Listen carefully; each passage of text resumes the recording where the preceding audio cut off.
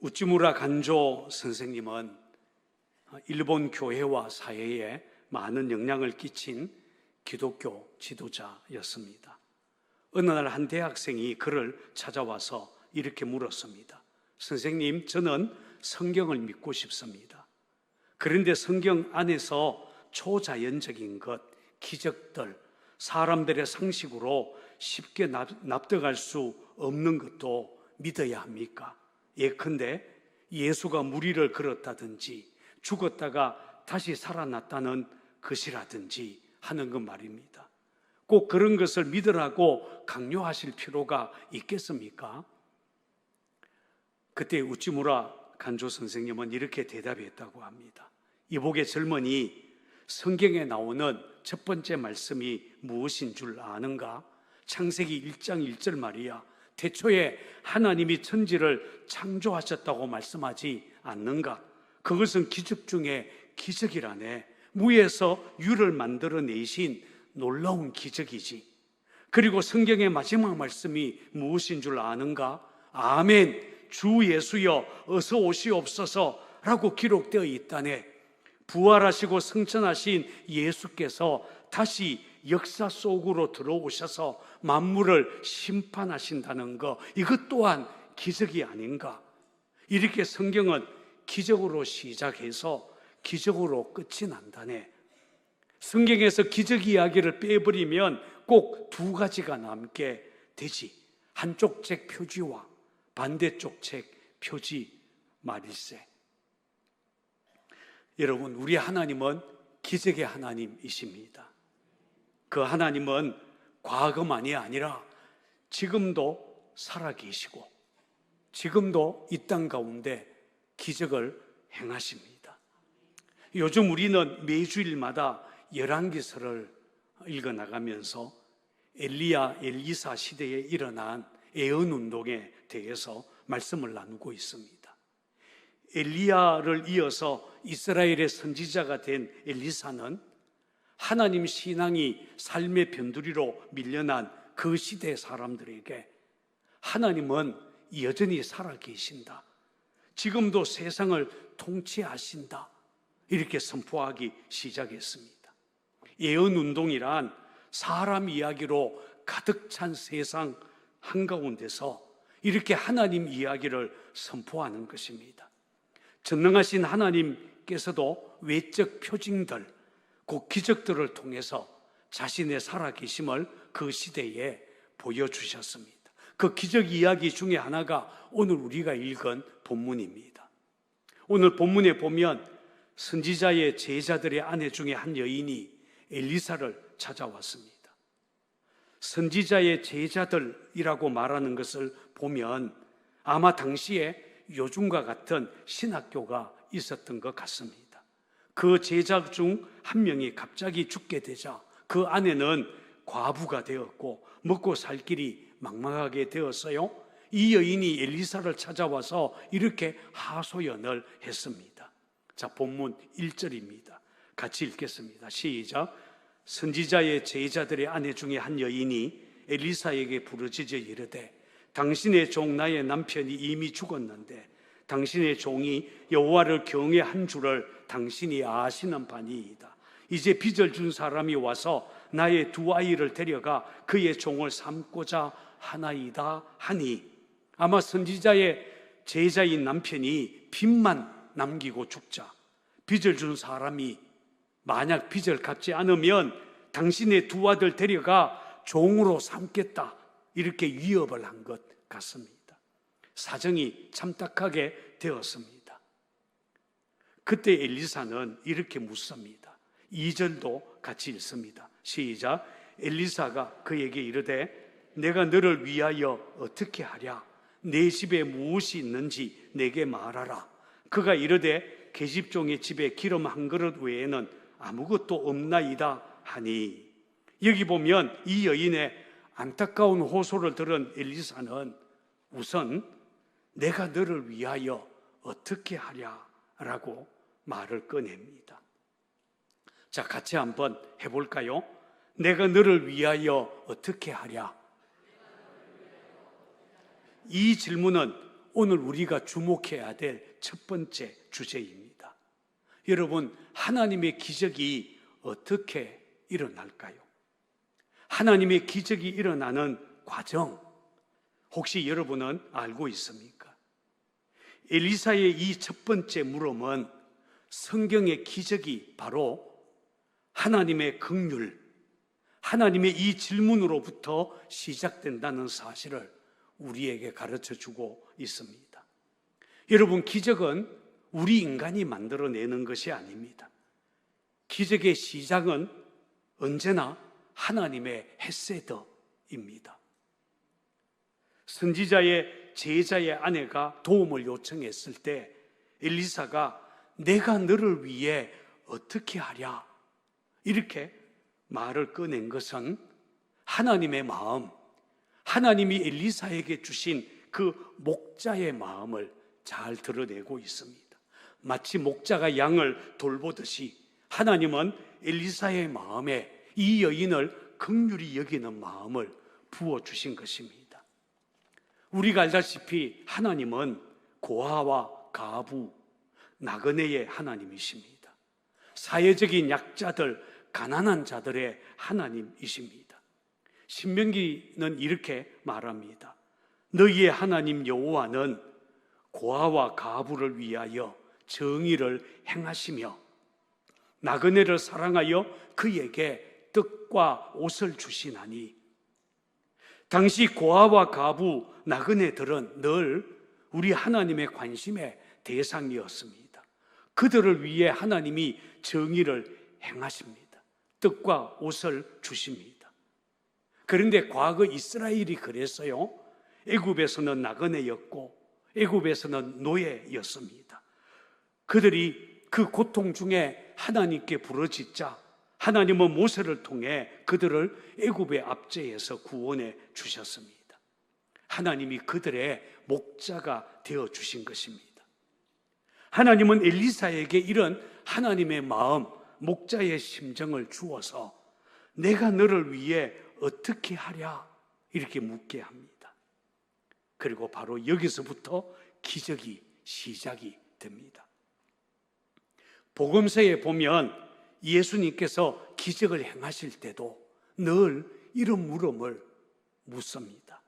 여리고성의 맹인 거지 바디메오가 다윗의 자손 예수여 나를 불쌍히 여기소서라고 외쳤을 때 예수님은 내가 너에게 무엇을 하여 주기를 원하느냐라고 묻습니다. 또 나병 환자를 고칠 때도 나병 환자가 주여 원하시면 저를 깨끗하게 하실 수 있나이다 이렇게 하자 주님은 내가 원하노니 깨끗함을 받으라 그렇게 말씀하셨습니다.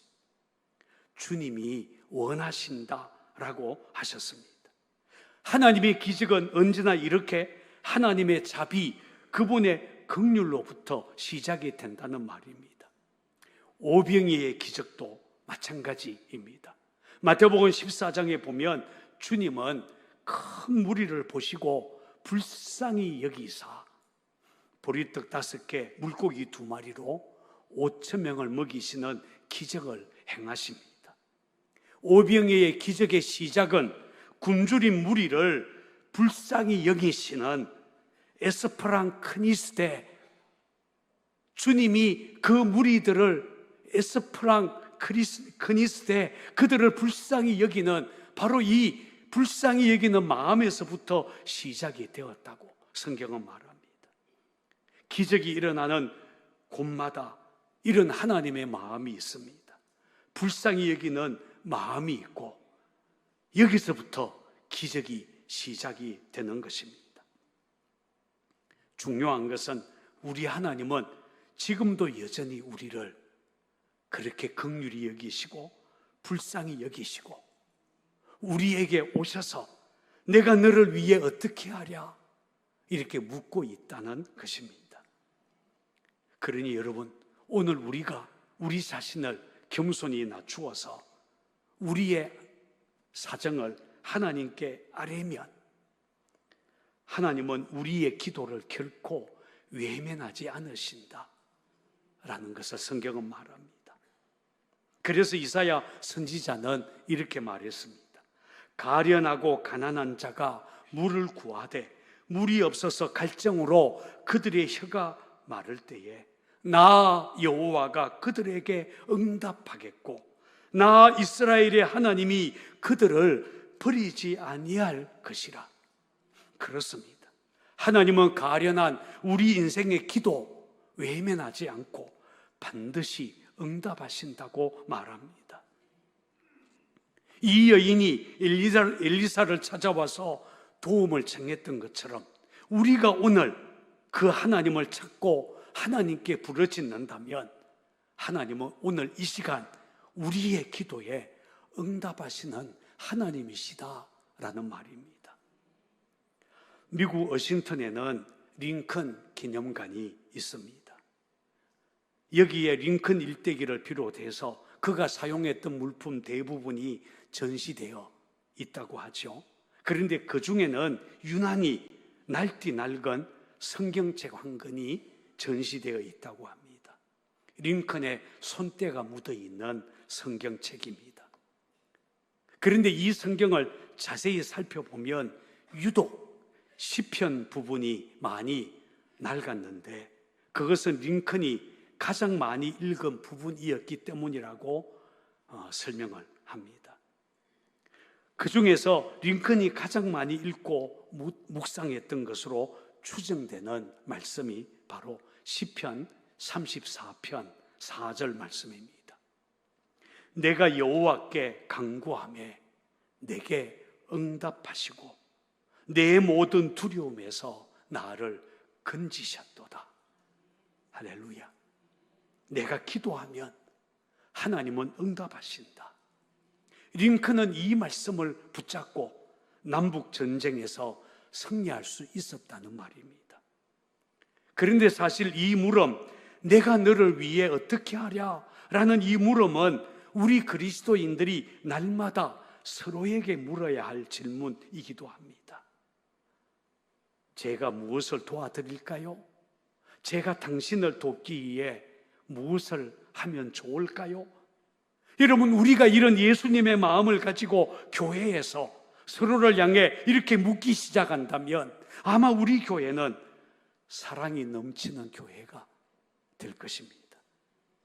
만약 교회가 지역사회에 있는 가난한 자들, 멸시받는 자들에게도 이 질문을 할 수 있다면 그 교회는 믿음을 실천해서 지역사회로부터 칭찬받는 교회가 될 것이고 그곳에서부터 하나님의 기적이 일어나게 되겠죠. 저는 이 설교를 준비하다가 엉뚱하게도 이런 생각을 해봤습니다. 혹시 우리나라 정치인들 여당과 야당이 제발 그만 싸우고 서로 복수하려고만 하지 말고 서로를 향해 우리가 당신을 위해 어떻게 할까요? 오늘 말씀처럼 묻게 된다면 아무도 아멘을 안 합니다만 아마 정치혁명이 일어나지 않겠습니까? 여러분, 남한 대표가 저 북한에 가서 우리가 당신들을 위해 어떻게 할까요? 이렇게 묻는다면 아마 평화통일 어렵지 않을 것이고 저 미국 대통령 트럼프가 자국민을 위해 관세 전쟁 하던 거 멈추고 약소국들을 향해 손을 내밀면서 우리가 당신들을 위해 어떻게 할까요? 만약 이렇게 묻게 된다면 기적이 일어나지 않겠어요? 아마 이 세상 달라지게 될 것입니다. 물론 꿈 같은 얘기예요. 본문에 보면 엘리사는 이 여인에게 한 가지 질문을 더 했습니다. 무슨 질문이었습니까? 내 집에 무엇이 있느냐? 라고 물었습니다. 여러분, 이것은 기적의 두 번째 모티브입니다. 하나님은 무에서 유를 창조하실 수 있는 분이시지만 대부분은 우리에게 무엇이 있는지를 묻고 우리에게 있는 그것을 늘 기적의 통로로 사용하신다는 것입니다. 이 여인이 이렇게 대답합니다. 계집종의 집에 기름 한 그릇 외에는 아무것도 없습니다. 아마 이 여인이 강조하려고 했던 것은 기름 한 그릇이 아니라 아무것도 없다, 그것을 강조하고 싶었던 것 같습니다. 히브리어 원문에 보면 한 그릇이라는 단어가 임아수커라고 합니다. 한 번 부을 정도의 기름을 의미해요. 너무 작은 양입니다. 그래서 이 여인은 아무것도 없습니다, 겨우 기름 한 그릇밖에는요, 이렇게 대답을 한 것입니다. 그런데 가만히 생각해 보면 주로 실패한 사람들이 이런 말, 남은 것이 아무것도 없다라고 말하곤 합니다. 실패하고 나니까 자신은 너무 초라하고 다 잃었고 내게 남은 것 아무것도 없다, 이렇게 느끼는 것입니다. 자신에게 남아있는 것을 찾으려고는 하지 않고 없는 것부터, 없어진 것부터 먼저 생각하는 것이죠. 그러나 우리 하나님은 다릅니다. 자신에게 있는 것부터 보게 하십니다. 그래서 엘리사는 내 집에 무엇이 있느냐라고 물었습니다. 어느 날 한 남자가 유명한 가이드 포스터의 창시자인 노만 빈센트 필 박사를 찾아왔다고 합니다. 그는 극도의 절망감에 사로잡혀서 얼굴 표정 자체가 마치 당장 죽을 사람처럼 보였답니다. 그는 이렇게 자기 사정을 털어놓기 시작했습니다. 박사님, 이제 제 인생은 끝났습니다. 사업에 실패하고 모든 것 한순간에 다 잃어버렸습니다. 그러자 노만 빈센트 필 박사는 종이 하나를 꺼내 들더니, 지금 당신이 모든 것을 다 잃었다고 말을 하고 있지만 그래도 남은 것은 조금이라도 있지 않겠습니까? 어디 한번 여기다가 남은 것 적어 보십시다. 한번 적어 보도록 하십시다. 이렇게 하고는 묻기 시작했답니다. 보세요. 자, 아내가 있습니까? 그럼요. 지금 제 아내는 저를 위해 엎드려 기도하고 있을 것입니까? 그래요? 그러면 아이들은 있습니까? 예, 착한 아이 3명이나 있습니다. 그럼 친구는 있습니까? 그럼요. 제 마음을 알아주는 친구 몇 사람이 있습니다. 건강은 어때요? 아직까지 괜찮습니다. 이렇게 말을 주고받다가 이 남자가 스스로 이렇게 말을 했다고 합니다. 박사님, 어쩌면 내 사정 그렇게 나쁜 것이 아닌 것 같습니다. 다 잃어버리는 줄 알았는데 아직도 남아있는 것이 많이 있네요. 그렇지요.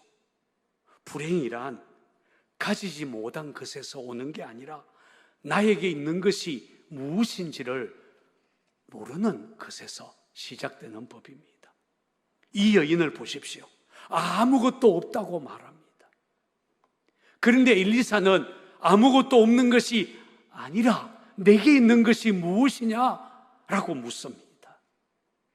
아직 남은 것이 있었습니다. 적은 양이지만 기름 한 그릇 있습니다.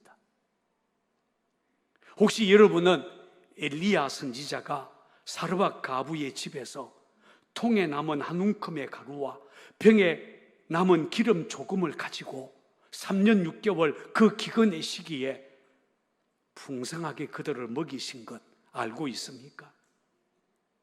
이 여인이 가지고 있는 기름 한 그릇 가지고 하나님은 얼마든지 그런 기적 행하실 수 있지 않겠습니까? 이 여인에게는 기름 한 그릇만이 아니라 2 아들도 있었습니다. 세상을 떠난 자기 남편이 가지고 있었던 여호와를 경외하는 마음, 하나님을 향한 믿음 여전히 살아 있었습니다. 여러분, 하나님은 우리에게 있는 것이 아무리 작은 것이라 할지라도 그것을 통해 얼마든지 기적을 행하실 수 있는 분이십니다. 그러니 없다고 하지 말고 하나님 바라보고 내게 남아있는 것 찾고 그것을 전능하신 하나님 앞에 내가 놓는다면 기적의 하나님께서 우리를 위해 놀라운 일 얼마든지 행하실 수 있다는 것입니다. 혹시 상곡교회 성도 여러분에겐 무엇이 있습니까? 혹시 우리 중에 어떤 사람은 이 여인처럼 목사님, 나는 아무것도 없습니다. 남편도 죽었고 나는 나이도 많고 배운 것도 없고 가진 것도 없고 아무것도 없습니다. 혹시 그런 사람이 있다면 적어도 이 여인에게 남겨진 기름 한 그릇보다는 내 인생에 남은 것이 많다는 것 깨닫게 되기를 바랍니다. 이 여인이 기름 한 그릇밖에 없다라고 하자 엘리사는 이렇게 말합니다. 자, 본문 3절 찾아서 같이 읽어보겠습니다. 시작. 이르되 너는 밖에 나가서 모든 이웃에게 그릇을 빌리라. 빈 그릇을 빌리되 조금 빌리지 말고. 여기 보면 엘리사는 여인에게 그릇을 빌리라고 말합니다. 조금 빌리지 말고 할 수 있는 대로 내 힘이 닿는 대로 많이 빌리라고 했습니다. 어떤 주석가는 여기에 나오는 그릇을 믿음이라고 해석했습니다. 하나님의 은혜를 담는 그릇, 기적을 담는 그릇이 믿음이라는 것입니다. 따라서 엘리사가 조금 빌리지 말고 알타메이티, 조금 빌리지 말고 많이 빌리라, 이 말은 하나님의 역사 제한하지 말고 내 믿음의 그릇 크게 준비하라, 이 말씀이죠. 믿음이 크면 클수록 그릇들을 많이 빌릴 것이고 믿음이 작으면 그릇을 작게 빌리게 될 것입니다. 이 여인 엘리사의 말을 듣고 나가서 온 동네로 다니면서 빈 그릇이라는 빈 그릇은 다 빌리기 시작했습니다. 어쩌면 사람들이 물었을 거예요. 어디 쓰려고 해요? 이 여인이 뭐라고 대답했을까요? 글쎄요, 잘 모르겠는데요. 엘리사 선지자가 빌려오라고 했어요. 아마 그 정도 대답했겠죠. 이웃들은 고개를 갸웃하며 혹시 이 여인이 정신이 이상한 게 아닌가 이렇게 생각할지도 모르겠습니다. 여러분 같으면 그래도 집집마다 다니면서 그릇을 빌려올 수 있을까요? 이 여인을 보세요. 하나님에 대한 신뢰 있었고 무엇보다도 간절한 열망이 그 안에 있었기 때문에 이웃의 수군거림에 흔들리지 않고 많은 그릇을 빌려오게 됩니다. 여기서 우리는 기적의 세 번째 모티브를 발견할 수 있습니다. 그것은 바로 믿음과 열정입니다. 스코틀랜드의 성경학자요 유명한 강해 설교자로 잘 알려진 맥클레런이라는 목사님이 있어요. 이 목사님이 이 부분을 이렇게 주석을 했습니다. 하나님이 우리의 빈 그릇 안으로 그분 자신을 쏟아 부어 주시도록 빈 그릇을 그분 앞에 가져오는 한 하나님은 계속해서 자신을 내어주신다. 그러나 우리가 더 이상 우리 마음의 그릇을 가져오지 않으면 그분은 기름을 주실 수 없다. 당신이 갈망하는 것만큼 하나님을 소유할 수 있다. 그렇습니다. 우리는 우리의 믿음의 그릇이 준비된 만큼 우리가 하나님을 간절히 갈망하는 것만큼 하나님을 소유할 수 있고 하나님을 경험할 수 있습니다. 하나님은 지금도 살아계시며 내 기도 반드시 응답하신다. 그것을 믿는다면 여러분 믿음의 그릇 준비하시기 바랍니다.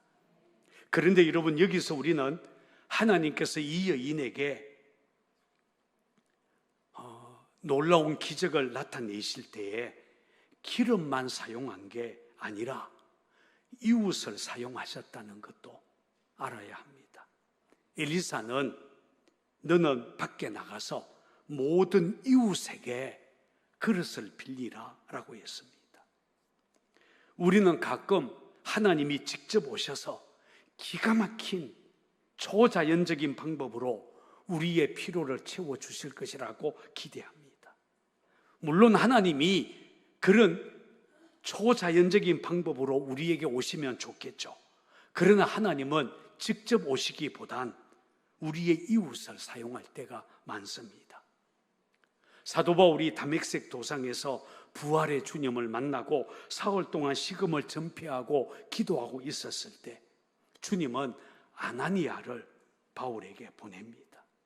아나니아가 와서 주님의 말씀을 전해 주었고 안수하여 바울의 눈을 뜨게 했습니다. 아마 바울은 주님께서 직접 오시리라고 기대했을지 모르겠지만 주님은 아나니아를 사용해 바울에게 놀라운 역사를 보이셨다는 것입니다. 여러분, 원래 우리의 신앙은 이웃에게 빌려야 하는 것입니다. 다른 사람에게서 신앙을 본받아야 되고 좋은 것들을 배워야 한다는 것입니다. 다른 사람이 기도하는 것 우리가 배우고, 다른 사람의 열정, 헌신 우리가 배우고, 때로는 다른 사람의 지혜도 빌려야 합니다. 여러분, 우리는 교회 안에서 담임 목사의 신앙을 배우고 목회자들, 장로님들에게서, 나이 많은 권사님들에게서 믿음을 배우기도 합니다. 혹시 상곡교회 성도 여러분은 누구에게서 믿음을 배우셨습니까? 하나님은 어떤 이웃을 주로 사용하실까요? 제가 볼 때는 교회 공동체 안에 있는 믿음의 형제를 사용하십니다. 믿음의 형제를 통해 하나님은 우리의 필요를 채워주셔요. 그러니 교회 안에 같은 믿음의 형제들을 향해 마음의 문을 열어야 합니다. 나는 내 혼자서도 얼마든지 믿음 생활 잘할 수 있어, 이런 말 해서는 안 됩니다. 주님은 우리를 그리스도의 몸인 교회에 소속시켜서 교회 공동체 안에서 함께 예배하고 서로를 위해 충고하고 서로의 믿음을 본받게 하셨습니다.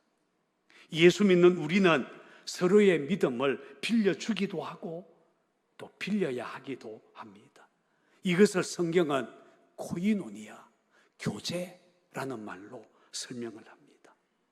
여러분, 이 여인을 보십시오. 나가서 이웃에게 그릇을 빌렸습니다. 조금 빌리지 않고 많이 빌렸습니다.